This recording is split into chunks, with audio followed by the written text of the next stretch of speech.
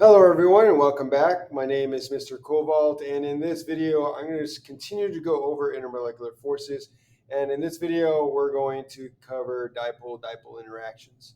So let's recap what I covered last time in my other video. So we were talking about the attractive forces due to London dispersion forces, and we talked about how the reason you get London dispersion forces is because of the temporary induced instantaneous dipole that you get from the fluctuation of electron density in molecules and atoms.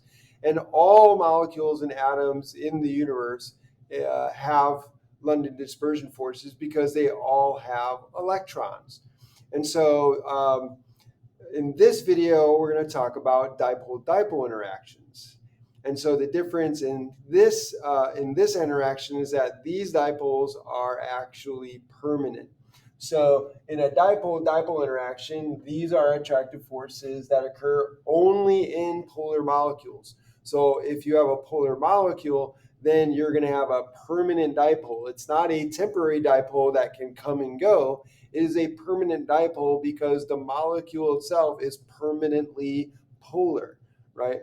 So if you have a nonpolar molecule, then that molecule is only going to have London dispersion forces.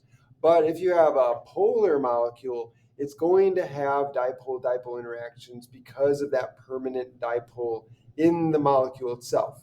However, you have to remember that polar molecules will also have London dispersion forces. However, the dipole-dipole interactions are predominant intermolecular forces. So IMF for intermolecular forces. So the predominant intermolecular force in a polar molecule is going to be the dipole-dipole interaction.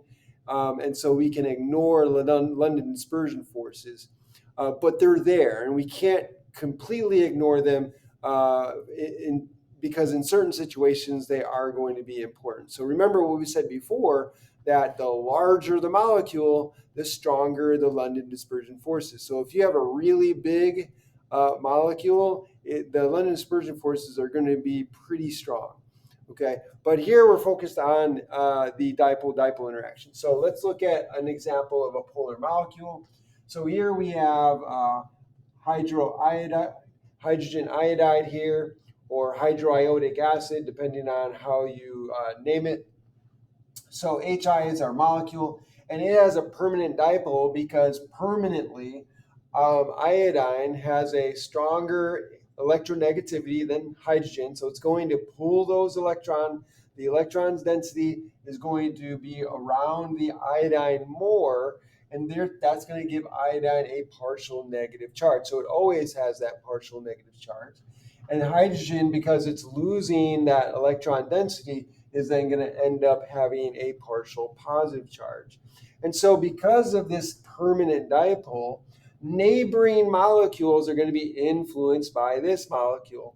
And so since we have a partial negative here, this is going to be attracted to the partial positive side of a neighboring molecule. So this molecule will arrange itself so the positive end is attracted or closest to the negative end. And so it forms this attraction here, this attractive force. And this is the dipole-dipole interaction that we're talking about.